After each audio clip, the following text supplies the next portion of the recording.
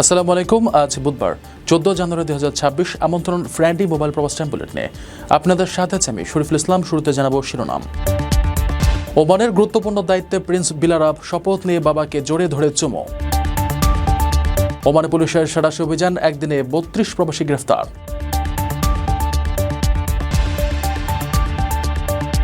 সুখবর দিলেন ওমানের মন্ত্রী, মাস্কাট মেট্রোর চূড়ান্ত ঘোষণা আসছে শিগগিরই।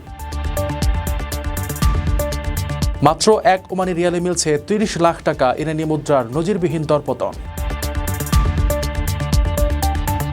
দুবাইয়ে বিড়াল খুঁজে দিলে মিলবে লাখ টাকা পুরস্কার, ঘোষণা দিলেন মালিক।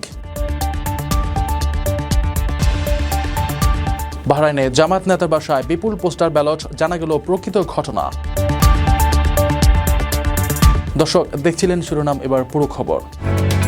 ওমানের সেরা রেট দিচ্ছে বাংলাদেশি প্রতিষ্ঠান গালফ এক্সচেঞ্জ। প্রিয়জনকে টাকা পাঠাতে আজই আসুন আমাদের যে কোনো ব্রাঞ্চে অথবা কল করুন স্ক্রিনে দেয়া নাম্বারে। গালফ এক্সচেঞ্জ, বাংলাদেশিদের প্রিয় এক্সচেঞ্জ। নিজের ছোট ছেলে সাইদ বিলারাব বিন হাইথাম আল সাইদকে মাস্কাটের গভর্নর স্টেট মিনিস্টার হিসেবে নিয়োগ দিয়েছেন ওমানের সুলতান হাইথাম বিন তারিক। বুধবার মাস্কাটের আল বারাকা প্রাসাদে সুলতানের সামনে তার এই শপথ গ্রহণ অনুষ্ঠান সম্পন্ন হয়। শপথ শেষে সাইদ বিলারাব তার বাবাকে জড়িয়ে ধরে কপালে চুমু খান। সেই হৃদয়স্পর্শী দৃশ্যটি এখন ওমানের বিভিন্ন মহলে প্রশংসা কুড়াচ্ছে। ওমানে বাবার সামনে দাঁড়িয়ে শপথ নিয়েছেন সুলতানের ছোট ছেলে। বুধবার মাস্কাটের আল বারাকা প্রাসাদে আয়োজিত এক বিশেষ রাজকীয় অনুষ্ঠানে সুলতান হাইথাম বিন তারিক নতুন নিযুক্ত উচ্চপদস্থ কর্মকর্তাদের শপথ বাক্য পাঠ করান। অনুষ্ঠানে সুলতানের ছোট ছেলে সাইদ বিলারাব বিন হাইথাম আল সাইদ মাস্কাটের গভর্নর এবং স্টেট মিনিস্টার হিসেবে আনুষ্ঠানিকভাবে দায়িত্ব গ্রহণ করেন। নিজের বাবার সামনে দাঁড়িয়ে তার এই শপথ গ্রহণের বিষয়টি ওমানের প্রশাসনিক ও রাজকীয় পরিমণ্ডলে বিশেষভাবে আলোচিত হচ্ছে। শপথের পর বিলারাব সুলতানকে আলিঙ্গন করেন এবং কপালে চুমু খান। একই অনুষ্ঠানে আরও বেশ কয়েকজন গুরুত্বপূর্ণ কর্মকর্তা সুলতানের কাছে আনুগত্যের শপথ নেন। তাদের মধ্যে রয়েছেন বাণিজ্য, শিল্প ও বিনিয়োগ বৃদ্ধি মন্ত্রী হিসেবে আনোয়ার বিন হিলাল আল জাবরি, এছাড়া মোসান্দামের গভর্নর হিসেবে সাইদ ফয়সাল বিন হামুদ আল বুসাইদি এবং পররাষ্ট্র মন্ত্রণালয়ের ভ্রাম্যমাণ রাষ্ট্রদূত হিসেবে শেখ আব্দুল আজিজ বিন আবদুল্লাহ আল হানাই শপথ গ্রহণ করেন। ওমানের প্রশাসনিক কার্যক্রমকে আরও গতিশীল ও আধুনিক করার লক্ষ্যেই এই নতুন নিয়োগগুলো কার্যকর করা হয়েছে। প্রবাসীদের জন্য নির্মাণ হচ্ছে দেশের প্রথম স্মার্ট সিটি, যেখানে থাকছে স্কুল, মসজিদ, হাসপাতাল, সুইমিং পুল, হেলিপ্যাড, পাঠাগার, জিম, সুপারমার্কেট, শিশু পার্ক সহ সকল নাগরিক সুবিধা। মাত্র 30 লাখ টাকা বিনিয়োগে মিলছে আকর্ষণীয় ফ্ল্যাট। প্লাটিনাম ইনভেস্টরদের জন্য ঢাকা বিমানবন্দরে ভিআইপি প্রোটোকল সুবিধা।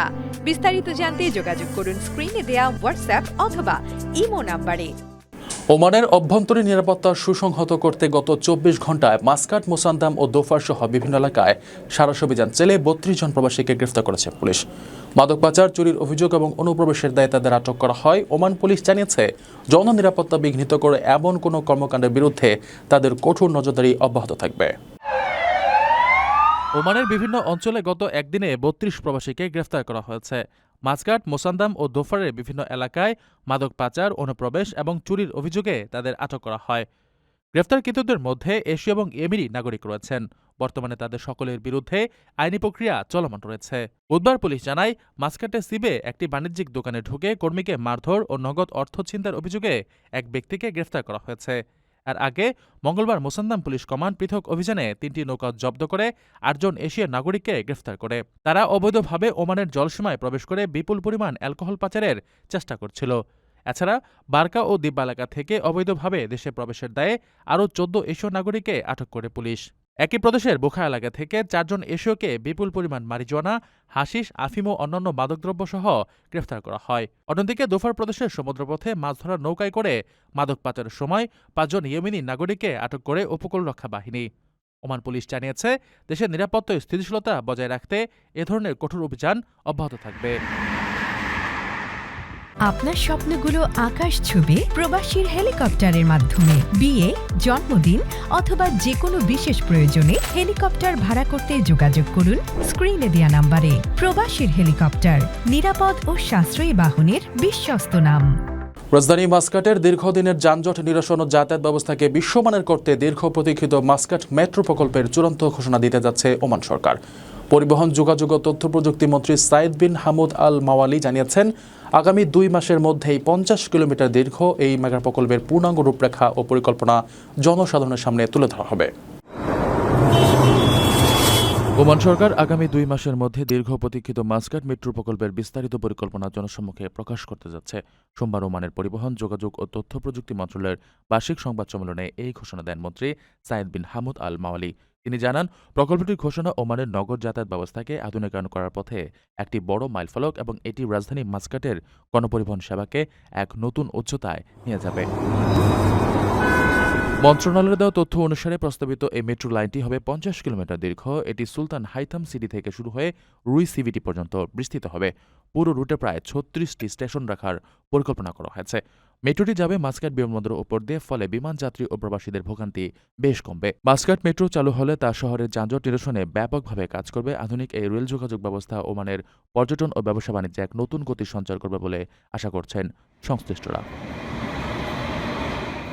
আকর্ষণীয় রেট ও দারুণ সব ডাটা বান্ডেল পেতে আজই ব্যবহার করুন ফ্রেন্ডলি সিম। ইরানি মুদ্রার নজিরবিহীন দরপতনে ওমানি রিয়ালের বিপরীতে রেকর্ড উচ্চতায় পৌঁছেছে দেশটির বিনিময় হার। বর্তমানে মাত্র 1 রিয়াল পাঠালেই ইরানে পাওয়া যাচ্ছে প্রায় 30 লাখ টাকা। মুদ্রার বিশাল ব্যবধানে ওমানে বসবাসরত ইরানি প্রবাসীদের মাঝে রেমিটেন্স পাঠানো ধুম পড়লেও মাতৃভূমির অস্থিতিশীল এবং সংঘাতময় পরিস্থিতি নিয়ে তাদের মনে এক ধরনের চাপা উদ্বেগ কাজ করছে। ওমানি রিয়ালের বিপরীতে ইরানি মুদ্রার নজিরবিহীন দরপতন ঘটেছে। ফলে বর্তমানে মাত্র 1 ওমানি রিয়াল পাঠালেই ইরানে পাওয়া যাচ্ছে দেশটির মুদ্রায় প্রায় 30 লাখ টাকা।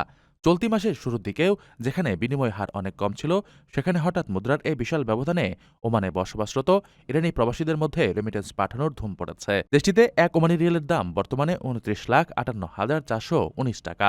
মুদ্রার এই অভাবনীয় মান বৃদ্ধি প্রবাসীদের জন্য স্বস্তির বার্তা দিলেও ইরানের অভ্যন্তরীণ চিত্র ভিন্ন। ইরানি রিয়ালের এই চরম অবমূল্যায়ন ও আকাশছোঁয়া মুদ্রাস্ফীতির প্রতিবাদে গত ডিসেম্বরের শেষভাগ থেকে দেশজুড়ে শুরু হওয়া গণবিক্ষোভ বর্তমানে ভয়াবহ রূপ নিয়েছে। বিক্ষোভ দমনে প্রশাসনের কঠোর অবস্থানের কারণে হতাহতের সংখ্যা প্রতিনিয়ত বাড়ছে। পরিস্থিতি নিয়ন্ত্রণে রাখতে এবং বহির্বিশ্বের কাছে তথ্য পৌঁছানো আটকাতে গত 8 জানুয়ারি থেকে ইরানে ইন্টারনেট পরিষেবা সম্পূর্ণ বিচ্ছিন্ন করে রাখা হয়েছে। ফলে একদিকে ওমান থেকে বিপুল অর্থ দেশে পাঠানোর সুযোগ তৈরি হলেও মাতৃভূমির অস্থিতিশীল ও সংঘাতময় পরিস্থিতি নিয়ে ইরানি প্রবাসীদের মনে গভীর শঙ্কা বিরাজ করছে। দুবাই নিখোঁজ হওয়া প্রিয় পোষা বিড়ালকে খুঁজে পেতে প্রায় 1 লাখ টাকা পুরস্কার ঘোষণা করেছেন এক ব্যক্তি। বিড়ালটিকে ফিরে পেতে এই মালিক এখন দিনরাত এক করে তল্লাশি চালিয়ে যাচ্ছেন। বলেছেন, কেউ যদি বিড়ালটিকে খুঁজে এনে দিতে পারে তাহলে তাকে নগদ 3000 দিরহাম পুরস্কার দেওয়া হবে। দুবাইয়ে 45 দিন ধরে নিখোঁজ একটি বিড়ালের সন্ধানে 3000 দিরহাম পুরস্কার ঘোষণা করেছেন 2 প্রবাসী শিক্ষক। গত 29 নভেম্বর দুবাইয়ের একটি অ্যাপার্টমেন্টের ব্যালকনি থেকে আরব্য মাও প্রজাতির এই বিড়ালটি হারিয়ে যায়। বিড়ালটির মালিক পিটার হপকিন্স এবং তার সহকর্মী হেইলি রেনল্ডস হন্য হয়ে বিড়ালটিকে খুঁজছেন। শীতকালীন ছুটিতে পিটার দেশের বাইরে থাকার সময় হেইলি বিড়ালটির দেখাশোনা করছিলেন। ঘটনার বর্ণনা দিয়ে হেইলি জানান, দুর্ঘটনাবশত তার অ্যাপার্টমেন্টের বেলকনি দরজা খোলা থাকায় 1.5 বছর বয়সী লান্দো সেখান থেকে নিচে পড়ে যায়। নিজের উপর দায়ভার দিয়ে তিনি অত্যন্ত অনুতপ্ত বোধ করছেন এবং গত 1.5 মাস ধরে নিয়মিতভাবে আশেপাশের এলাকায় তল্লাশি চালাচ্ছেন। মালিক পিটার হপকিন্স দুবাইয়ের ফেরার পর থেকে লান্দোর সন্ধানে দিনরাত চেষ্টা চালিয়ে যাচ্ছেন। তিনি জানান, বিজনেস বে এলাকা থেকে মাত্র 8 সপ্তাহ বয়সে উদ্ধার হওয়া লান্দো দীর্ঘ 18 মাস ধরে তার একমাত্র সঙ্গী ছিল। লান্দো সাদা রঙের ওপর কমলা বাদামি ছাপযুক্ত একটি ছোট বিড়াল। এর একটি বিশেষ বৈশিষ্ট্য হলো এর লেজের একদম শেষ প্রান্তে সামান্য একটু বাঁকানো ভাব আছে, যা স্পর্শ করলে বোঝা যায়। এছাড়া বিড়ালটির শরীরে একটি মাইক্রোচিপ লাগানো আছে, যার শেষ 4টি সংখ্যা হলো 304। নিখোঁজ লান্দোর সন্ধানে ডিএলআরসি এলাকায় বিভিন্ন ভাষায় পোস্টার লাগানো হয়েছে এবং সামাজিক যোগাযোগ মাধ্যমে ব্যাপক প্রচারণা চালানো হচ্ছে। প্রাথমিকভাবে পুরস্কারের পরিমাণ কম থাকলেও বর্তমানে তা বাড়িয়ে 3000 দিরহাম করা হয়েছে। লান্দো খুব ভীত প্রকৃতির হওয়ায় কেউ তাকে দেখলে ধাওয়া না করার অনুরোধ জানিয়েছেন মালিক। বাহরাইনে এক জামায়াত নেতার বাসায় বিপুল সংখ্যক পোস্টাল ব্যালট নিয়ে সামাজিক যোগাযোগ মাধ্যমে ছড়িয়ে পড়া ভিডিওর আসল রহস্য অবশেষে উন্মোচিত হয়েছে। বিষয়টি নিয়ে নির্বাচন কমিশনে বিএনপির পক্ষ থেকে আইনি ব্যবস্থার দাবি জানানো হলেও বাহরাইন জামাত প্রধান দাবি করেছেন এটি মূলত প্রবাসী ভোটারদের সহায়তার একটি প্রক্রিয়া ছিল মাত্র। বাহরাইনে জামায়াত নেতার বাসায় বিপুল পোস্টাল ব্যালটের এই ভিডিও সামাজিক যোগাযোগ মাধ্যমে ব্যাপক ভাইরাল হয়েছে। ভিডিওতে কয়েকজন ব্যক্তিকে পোস্টাল ব্যালট গুনতে দেখা যায়।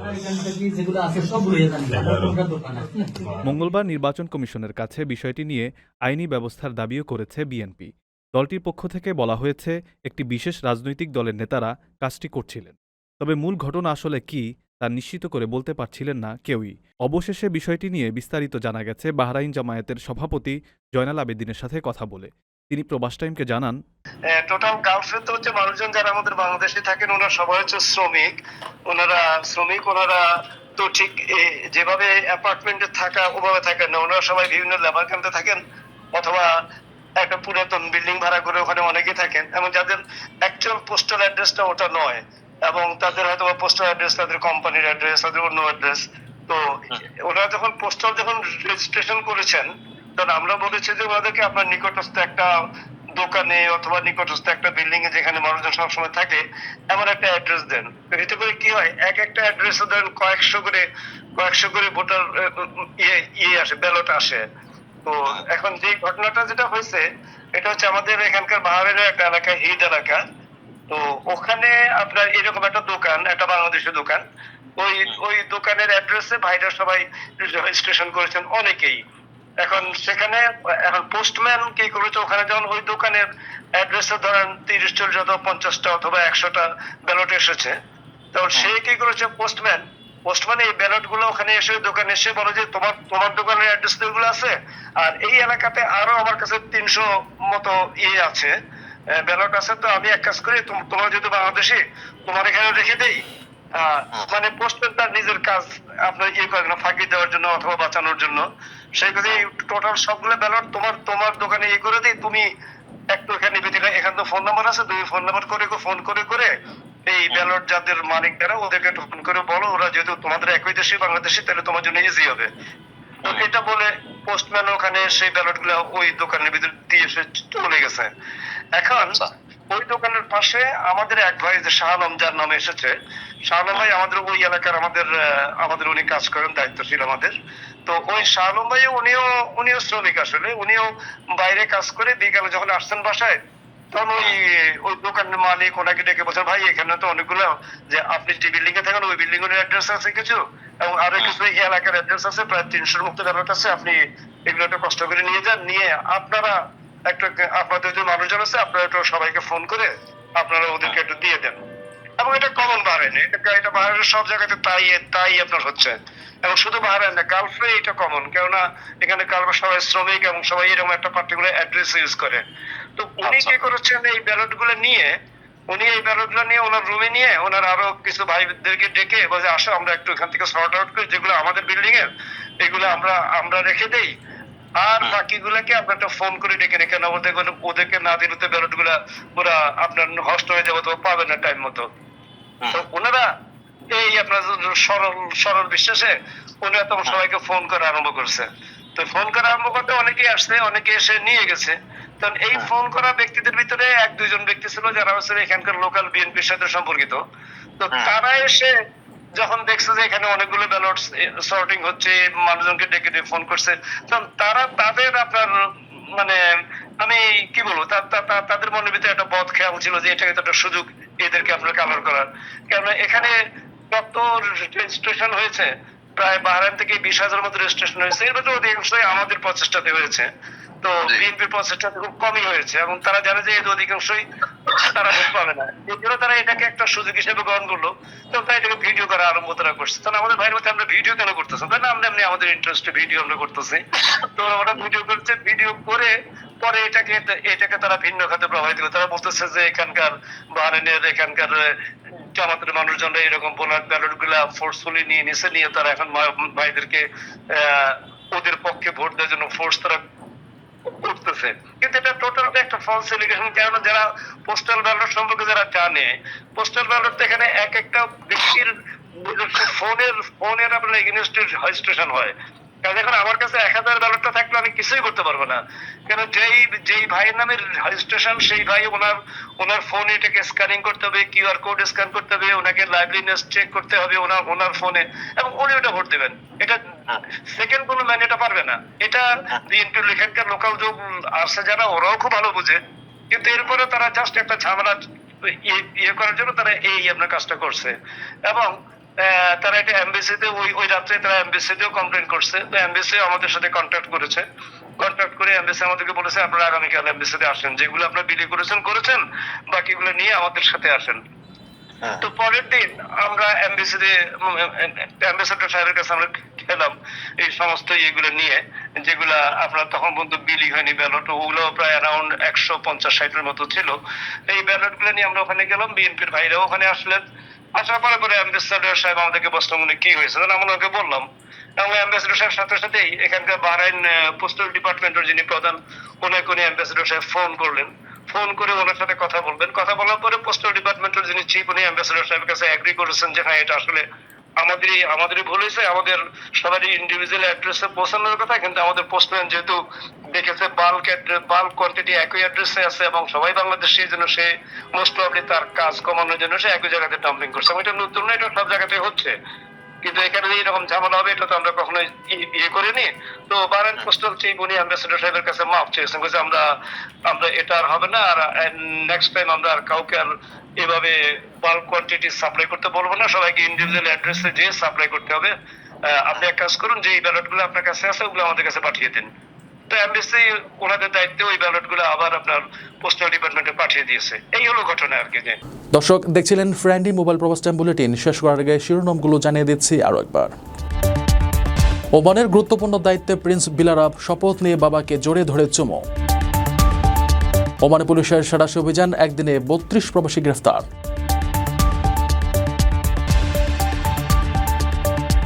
সুখবর দিলেন ওমানের মন্ত্রী, মাসকাট মেট্রোর চূড়ান্ত ঘোষণা আসছে শিগগিরই।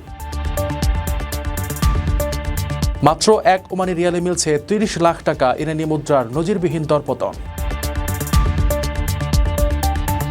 দুবাইয়ে বিড়াল খুঁজে দিলে মিলবে লাখ টাকা পুরস্কার, ঘোষণা দিলেন মালিক। বাহরাইনে জামাত নেতার বাসায় বিপুল পোস্টার ব্যালট, জানা গেল প্রকৃত ঘটনা।